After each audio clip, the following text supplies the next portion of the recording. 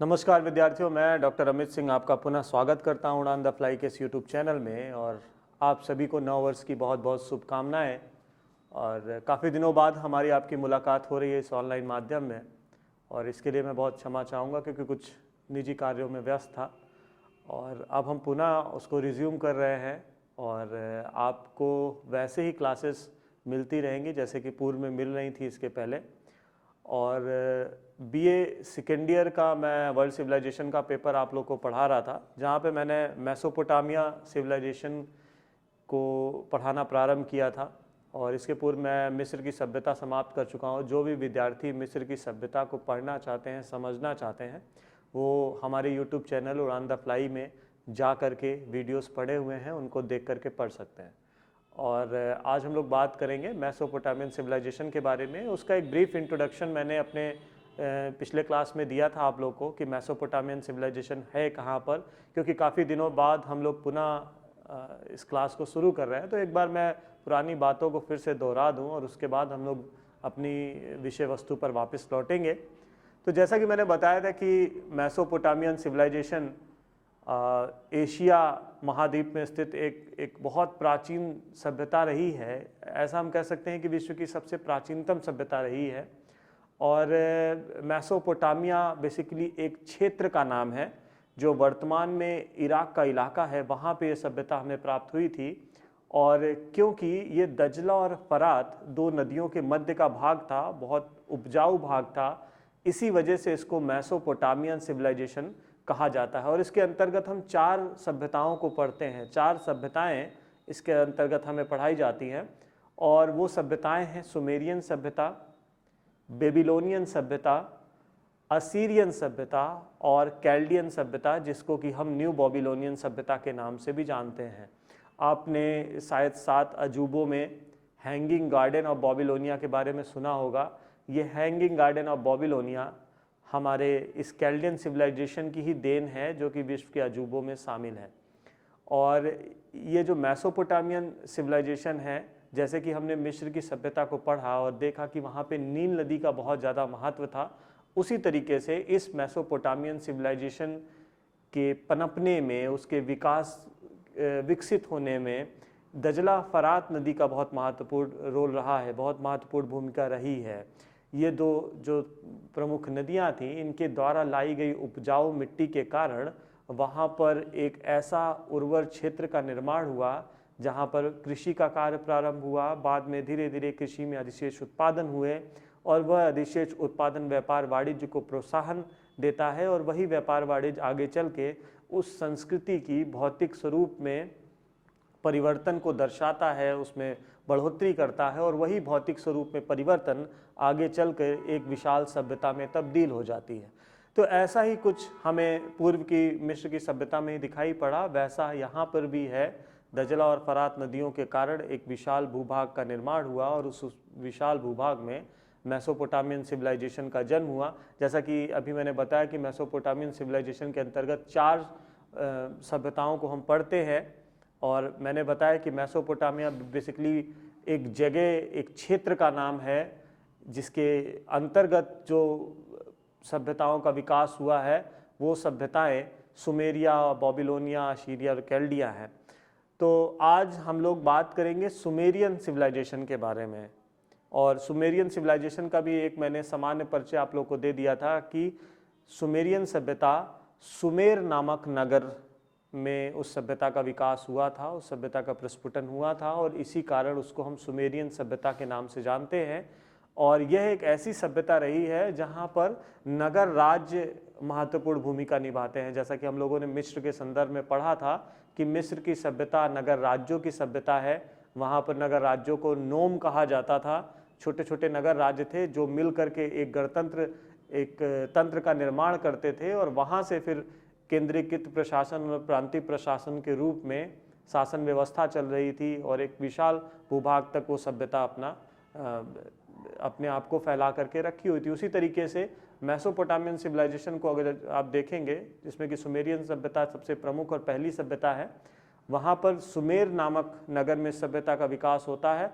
लेकिन ऐसा नहीं है कि सिर्फ सुमेर नामक नगर ही प्रमुख नगर था, उसके अलावा भी बहुत सारे नगर थे जिनकी भी बहुत महती भूमिका थी। जैसा कि मैं बता रहा हूँ कि नगर राज्यों की सभ्यता है, नगर राज्यों का एक शिथिल संघ हुआ करता था और वह शिथिल संघ समय आने पर एक दूसरे का साथ देता था, समय अर्थात युद्ध की स्थिति में एक दूसरे का साथ देता था, अन्यथा ये अपनी अपनी व्यवस्था को बनाए रखते थे और उनके ऊपर एक केंद्रीकृत प्रशासन दिखाई पड़ता है।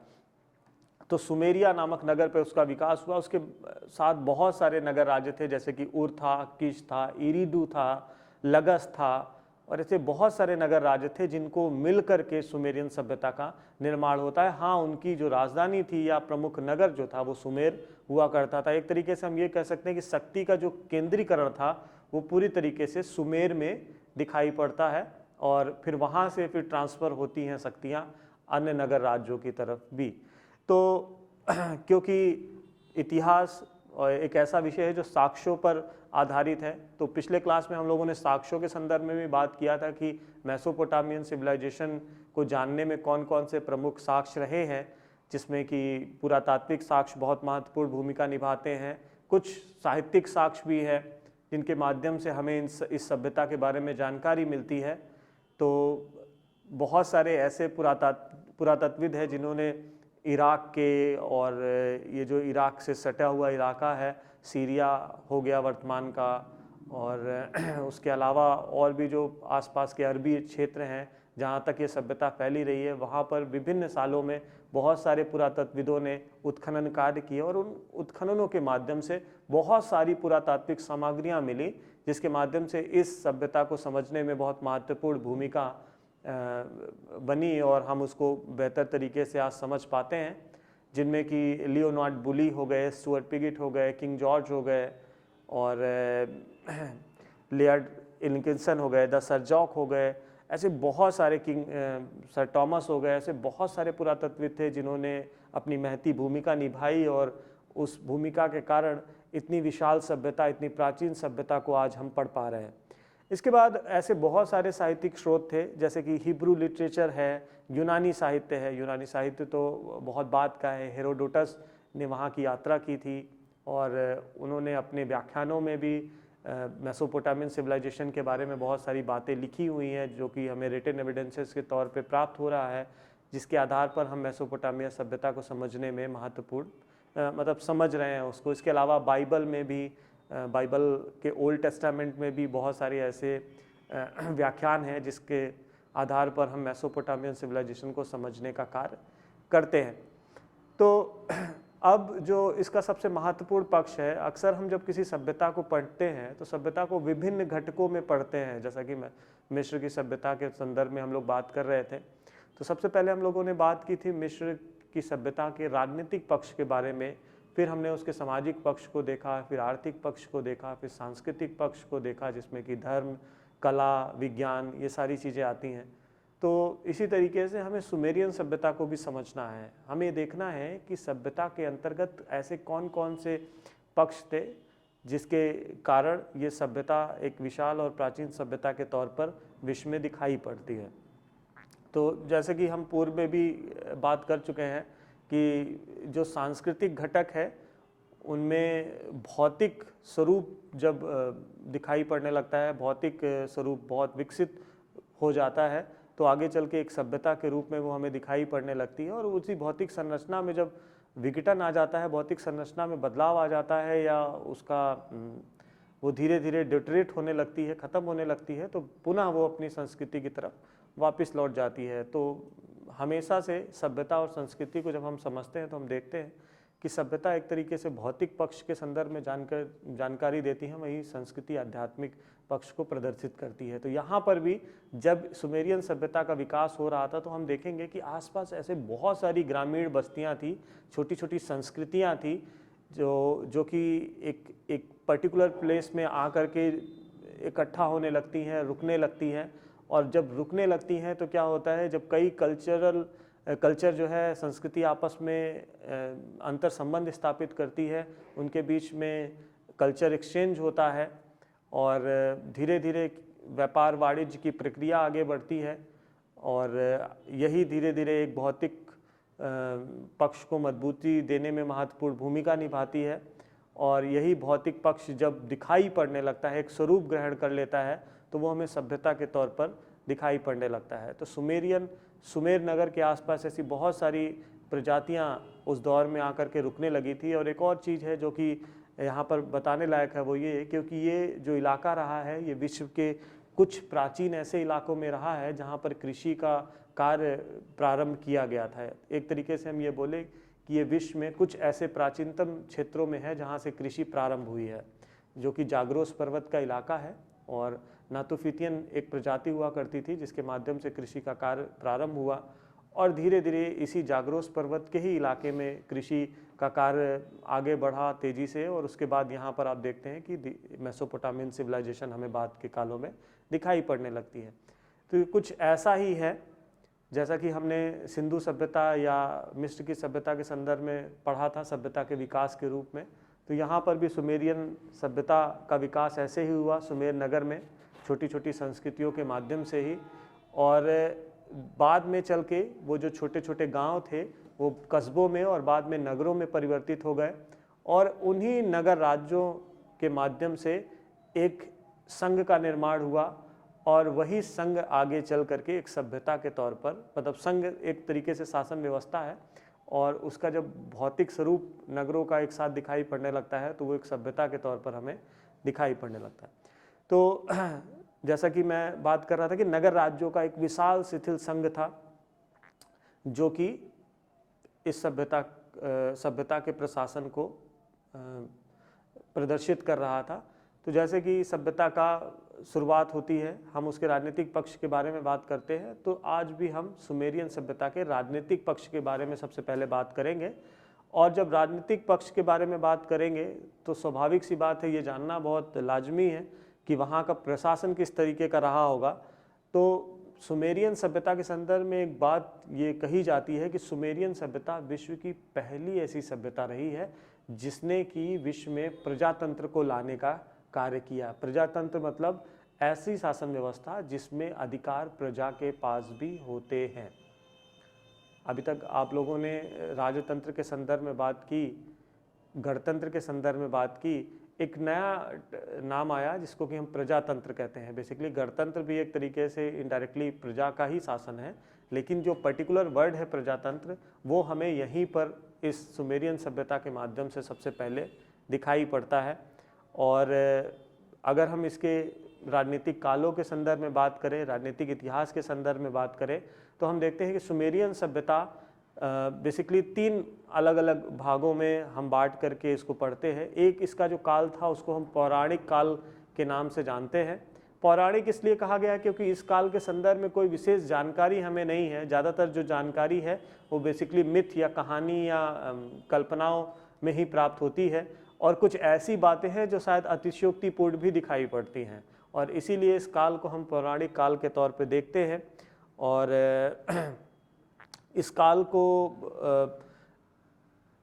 इसलिए भी पौराणिक और एक तरीके से कल्पना का काल कहा गया है क्योंकि इसके संदर्भ में मान्यता है कि जब सभ्यता का जो वर्तमान स्वरूप वहाँ पे आया, वर्तमान का मतलब जब मेसोपोटामिया सभ्यता विकसित हुई उसके पहले का दौर, इसके पहले के दौर के बारे में इसमें वर्णन इस पौराणिक काल में प्राप्त होता है। और वो इस बात को बताता है कि इस पौराणिक काल के दौरान एक महाप्रलय होता है, और वो महाप्रलय होने के बाद पूरी तरीके से ये इलाका तबाह हो जाता है, और तबाह होने के बाद एक नवीन सभ्यता का वहाँ पर विकास होता है। और इस पौराणिक काल के बारे में ये जो वर्णन है ये हमें बाद में विभिन्न स्थानों पर दिखाई पड़ता है, जैसे कि बेबीलोनियन और हिब्रू और भारतीय धर्म आख्यानों में भी इस तरीके के महाप्रलय को ग्रहण किया गया है। और इसके संदर्भ में एकमात्र जो महत्वपूर्ण कार्य हुआ है वो लियोनार्ड बुली के द्वारा हुआ है, जो कि 1929 में उन्होंने किया था, और उर नामक एक पौराणिक नगर की खोज की थी। और उसके उत्खनन के पश्चात ये जानकारी प्राप्त हुई कि यहाँ से 60 मीटर नीचे, लगभग उस ज़मीन पर 60 मीटर नीचे और लगभग 12 मीटर मोटा मिट्टी और एक तलहट का जमाव था, जो इस बात को प्रदर्शित करता था कि यहाँ पर दजला नदी के द्वारा एक विशाल बाढ़ आई थी, एक भयंकर बाढ़ आई थी, और जिसके नीचे ये नगर दब गए थे। सिर्फ ये नगर नहीं, आसपास पड़ने वाले वो सारे नदी के क्षेत्र में कैचमेंट एरिया में पड़ने वाले वो सारे नगर उस बाढ़ के प्रकोप का भंजन हुए और वो नगर दफन हो गए। महाप्रलय इसीलिए इस काल को कहा जाता है। और इस काल के संदर्भ में और भी जो मान्यताएं हैं जो कि सुमेरियन कवि और चारणों के माध्यम से निकल करके आती है, वो इस बात को बताती है कि जो प्रलय का पूर्व का समय था उसमें इरुडू, बैद, तिब्रा और लरक, सिपुर, सुरपुक जैसे नगर हुआ करते थे। और इरुडू एक बहुत प्राचीनतम नगर राज्य था यहाँ का, और इसमें एक शासक थे, पौराणिक शासक, जिसके बारे में वर्णन मिलता है एललुम और एल्गर। और अनुश्रुतियों के अनुसार ये मान्यता है कि एललुम 28,800 वर्ष तक तथा एल्गर 36,000 वर्ष तक शासन कर रहे थे। इतने लंबे समय तक इन्होंने शासन किया इस क्षेत्र में। और इसके बाद वैद तिब्रा में शक्ति का स्थानांतरण हो गया। इरुडू से वैद तिब्रा शक्ति का केंद्र हुआ और वहाँ पे एक शासक हुए दुमुच्छु, जिन्होंने 1,08,000 वर्ष तक शासन किया। इसके बाद शक्ति का स्थानांतरण लरक नामक जगह पर हुआ और उन्होंने 28,000 वर्ष तक शासन किया। इसके बाद सिपुर नामक एक नगर राज्य था जहाँ पर शक्ति का स्थानांतरण हुआ और वहाँ के शासक ने 21,000 वर्ष तक शासन किया। और उसके पश्चात सुरपुक नामक एक नगर राज्य था जिसके एक शासक हुए और उन्होंने 18,800 वर्षों तक शासन किया। और उसके बाद ही महाप्रलय का आगमन हुआ और महाप्रलय आई, घटित हुई और वो सारे नगर तबाह हो गए। और उन नगरों के तबाह होने के बाद पुनः बाद में उन नगरों को बसाया गया और एक विशाल सभ्यता का निर्माण हुआ। तो इसीलिए इसके पूर्व का, मतलब मेसोपोटामियन सभ्यता के पूर्व का जो काल था उसको हम पौराणिक काल के तौर पर उसके बारे में जानकारी प्राप्त होती है। और उस पौराणिक काल के बाद एक प्राग राजवंशीय काल भी है जहाँ पर राजवंशों की शुरुआत नहीं हुई थी, उसके पहले का काल दिखाई पड़ता है जहाँ पर गिलगिमेश नामक एक शासक के बारे में वर्णन मिलता है। और गिलगिमेश के महाकाव्य एक बहुत प्रमुख रचना है इस काल की, जिसके जो कि सुमेरियन सभ्यता के संदर्भ में हमें जानकारी देती है। बहुत सारे आख्यान इसमें हमें प्राप्त होते हैं और एक बहुत महत्वपूर्ण महाकाव्य है ये। तो इस गिलगिमेश के संदर्भ में हमें यहाँ जानकारी मिलती है जो कि एरक का एक पौराणिक शासक था और समस निपुस्तम नामक एक पुरुष था जो कि महाप्रलय से नष्ट होने से बच गया था और उसका वंशज था। मतलब इतनी बड़ी महाप्रलय के बावजूद ये गिलगिमेश उस महाप्रलय से बच गया था। एकमात्र ऐसा व्यक्ति था जो उस महाप्रलय के बाद इस क्षेत्र में आता है और आने के बाद फिर इस नगर को बसाने का कार्य करता है। और फिर वो धीरे धीरे इस प्राकवंशीय काल में सुमेरिया, उर्किश, एरेक, लगस जैसे नगर धीरे धीरे अपनी प्रतिष्ठा को पुनः प्राप्त करने लगते हैं। और ये सारी जो प्रतिष्ठा प्राप्त करने की वजह थी वो एकमात्र एक व्यक्ति था, वो था गिलगिमेश, जो कि थोड़ा सा अतिशयोक्तिपूर्ण भी दिखाई पड़ता है, लेकिन इसके संदर्भ में हमें बहुत सारे आख्यानों से जानकारी प्राप्त होती है। उसके बाद पौराणिक काल के बाद जो राजनीतिक इतिहास था, जब हम आगे की तरफ बढ़ते हैं तो हम देखते हैं कि यहाँ पे फिर एक ऐतिहासिक काल आता है जहाँ से उर्क जो प्रथम राजवंश था उसके शासक थे मेस अन्यपद, और उनके द्वारा उर नामक नगर पर एक इस सभ्यता की शुरुआत दिखाई पड़ती है। वहाँ से नगर राज्य शक्ति का केंद्र रहता है और उसके बाद धीरे धीरे शासक और शक्ति का केंद्र बदलता जाता है और बाद में शक्ति का जो प्रमुख केंद्र हो जाता है वो सेमाइट राज्य हो जाता है। और इसके जो संस्थापक थे वो सारगोन थे, एक बहुत महत्वपूर्ण शासक थे जो कि 2300-2400 ईसा पूर्व के आसपास इस सेमाइट की गद्दी पर बैठते हैं। और उस दौरान भारत और मेसोपोटामिया सभ्यता के बीच में व्यापारिक संबंध भी दिखाई पड़ते हैं। कुछ पुरातात्विक सामग्रियाँ भी उर्किश और लगस जैसे नगरों से प्राप्त होती है। सिंधु सभ्यता की कुछ मोहरें इन नगरों से प्राप्त होती हैं सारगोन काल के दौरान। तो ऐसी मान्यता है कि सारगोन के समय में सिंधु सभ्यता और मेसोपोटामिया सभ्यता के बीच में व्यापारिक संबंध चल रहे थे। तो इस तरीके से सेमाइट नामक नगर में सारगोन के माध्यम से सेमाइट नगर को बसाया जाता है और फिर धीरे धीरे सुमेरियन सभ्यता अपने विकास की तरफ बढ़ जाती है।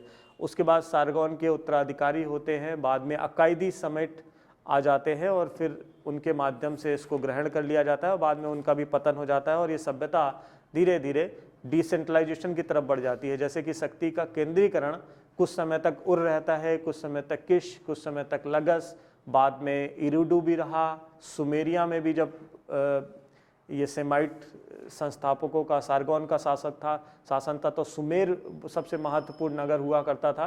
तो इस मेसोपोटामिया की सुमेरियन सभ्यता में इसी तरीके से नगर राज्यों में शक्ति का जो स्थानांतरण था वो होता रहता था।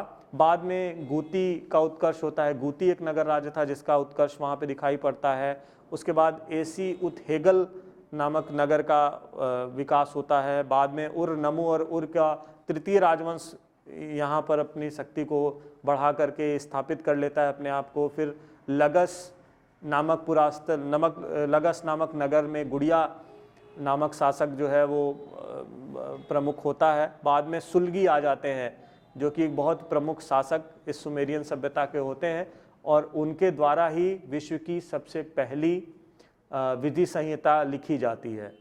अक्सर हम लोगों ने विधि संहिता के संदर्भ में जब भी बात की है एक सामान्य तौर पे, तो हम जो है हम्मुराबी को मानते हैं कि सबसे प्राचीनतम जो विधि संहिता है वो हम्मुराबी की थी, लेकिन ऐसा नहीं है। हम्मुराबी से पहले सुलगी या उसको डूंगी कहा जाता है, उसने एक विधि संहिता का निर्माण किया था। हाँ, ये बात अलग है कि उसने जो विधि संहिता का निर्माण किया था उसके बहुत ज़्यादा साक्ष्य हमें मिलते नहीं हैं। ज़्यादातर साक्ष्य जो है वो डिस्ट्रॉय हो चुके हैं, नष्ट हो चुके हैं। जो हमें विस्तृत विधि संहिता के साक्ष्य मिलते हैं वो हम्मुराबी के हैं और इसी वजह से हम हम्मुराबी की आचार संहिता या विधि संहिता को सबसे प्राचीन मान लेते हैं। लेकिन उसके पहले, क्योंकि हम इतिहास के विद्यार्थी हैं, तो हमें जानकारी होनी चाहिए कि सुलगी या डूंगी ने सबसे पहले विधि संहिता का निर्माण किया था और ये एक बहुत महत्वपूर्ण शासक हुआ करता था। तो इस तरीके से बाद में इसके उत्तराधिकारी आते हैं। फिर धीरे धीरे सुमेरियन जो राज्य था उसका अधोपतन होने लगता है और बाद में चल के बेबीलोनियन शासकों के माध्यम से बेबीलोनियन नगर को उत्कर्ष पे लाते हैं और वहाँ पे फिर एक नवीन सभ्यता का निर्माण होता है जिसको हम बेबीलोनियन सभ्यता के नाम से जानते हैं। तो इस तरीके से यहाँ का राजनीतिक इतिहास बढ़ता है। अब हम बात करेंगे राजनीतिक संगठन के बारे में। तो जब हम राजनीतिक संगठन के बारे में बात करते हैं तो सबसे पहले ये जानना जरूरी है कि किस तरीके का संगठन था, कैसी व्यवस्था थी, शासन की बागडोर किसके हाथ में थी और उसके अलावा शक्ति किसके किसके पास थी, किस तरीके के शासक हुआ करते थे। ये सारी चीज़ें इस राजनीतिक संगठन के अंतर्गत आती है। तो सबसे महत्वपूर्ण चीज़, जैसे कि हम लोगों ने मिस्र के संदर्भ में बात की थी कि मिस्र में शासकों को फ़राओ के नाम से जाना जाता था। मिस्र में केंद्रीकृत और प्रांतीय दो तरीके के शासक होते थे और शासन होते थे और शासकों को फ़राओ कहा जाता था और जो प्रांत में होते थे वो सेकंड अंडर द गवर्नर के नाम से जाने जाते थे और उनके माध्यम से फिर सारी रेवेन्यू जो है वो राज्यों में ही वितरित हो जाती थी और कुछ भाग उसको भेज दिया जाता था फ़राओ के पास। और जब तक ऐसा होता रहा फ़राओ मजबूत रहे। लेकिन बाद में जब जो प्रांतीय जो गवर्नर थे वो आय को भेजना छोड़ देते हैं फ़राओ के पास, तो धीरे धीरे डिप्रेशन हो जाता है, फ़राओ कमज़ोर हो जाते हैं और वहीं पर फिर विघटन की स्थिति आ जाती है। तो हम देखें कि यहाँ पर क्या व्यवस्था थी, तो देखते हैं कि यहाँ पर दो तरीके के शासक हुआ करते थे, दो पदवी हुआ करती थी बेसिकली। एक पदवी है पटेसी की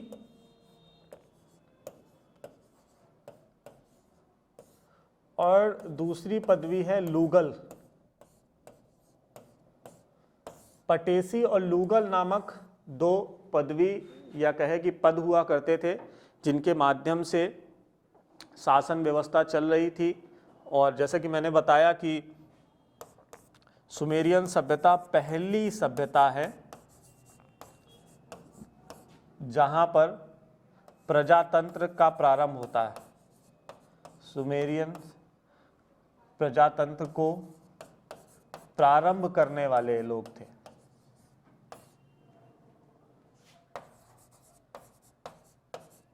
तो उनके माध्यम से प्रजातंत्र प्रारंभ होता है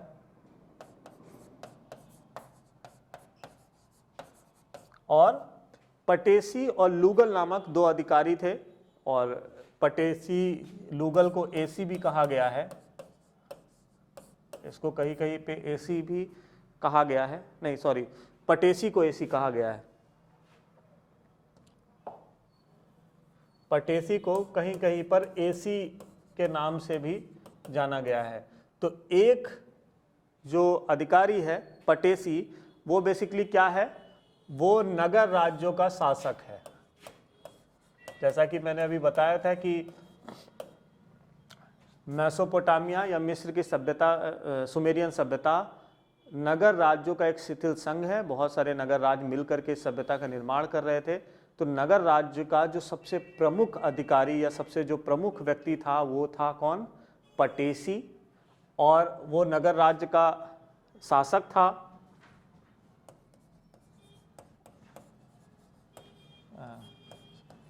शासक था, प्रधान था, न्यायाधीश था,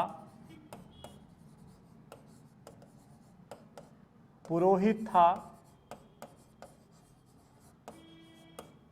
एक तरीके से सारी जितनी चीजें थी, और हाँ सेनानायक था।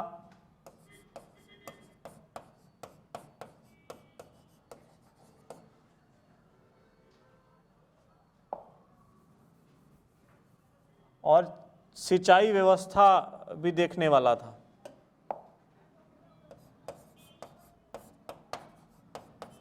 सिंचाई व्यवस्था की देखरेख करने वाला था।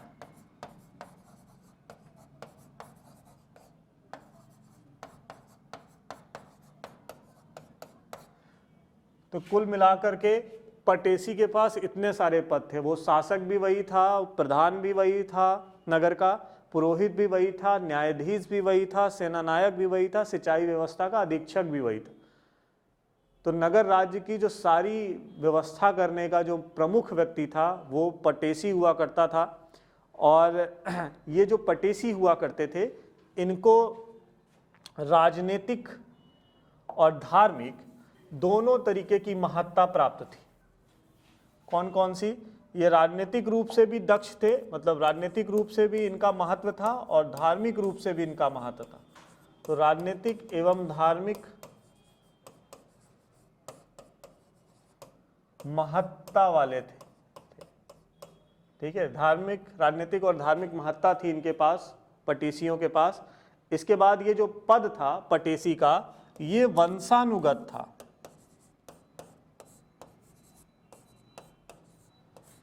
मतलब ये फैमिली टू फैमिली, मतलब ये ट्रांसफर होता था परिवार में ही, और ये पद वंशानुगत हो गया था। इसके बाद हम बात करते हैं लूगल की। लूगल, लूगल का सामान्य जो अर्थ है वो बेसिकली महान व्यक्ति से है। महान व्यक्ति, लूगल को महान व्यक्ति कहा जाता था। और ये जो पद था ये पटेसी की अपेक्षा ज़्यादा सम्मानित पद हुआ करता था, ये और ज़्यादा सम्मानित पद हुआ करता था। और जब कोई पटेसी कई नगर राज्यों को जीत लेता था और उन नगर राज्यों को मिला लेता था, मिला करके कार्य करता था, तो वो पटेसी के स्थान पर लूगल की उपाधि धारण कर लेता था। अर्थात पटेसी ही लूगल बनते थे। जब कोई पटेसी कई नगर राज्यों को एक साथ जीत लेता था और नगर राज्यों पर सम्मिलित अधिकार स्थापित कर लेता था और शक्तिशाली हो जाता था, उसकी शक्ति का विस्तार हो जाता था, कई राज्य उसके अधीन हो जाते थे, तो वो जो पटेसी होता था वो लूगल की उपाधि धारण कर लेता था। अर्थात पटेसी नगर का शासक था और लूगल राज्य का शासक था। अर्थात कई जब नगरों को आप जीत लेते हैं तो एक राज्य का निर्माण कर लेते हैं, और वो जो राज्य का शासक हुआ करता था उसको हम लूगल कहते थे। तो एक पटेसी लूगल बन जाता था जब वो कई नगर राज्यों का विजेता हो जाता था। इसके अलावा पटेसी राजनीतिक विकेंद्रीकरण का उदाहरण है, जबकि लूगल राजनीतिक एकता का उदाहरण दिखाई पड़ता है।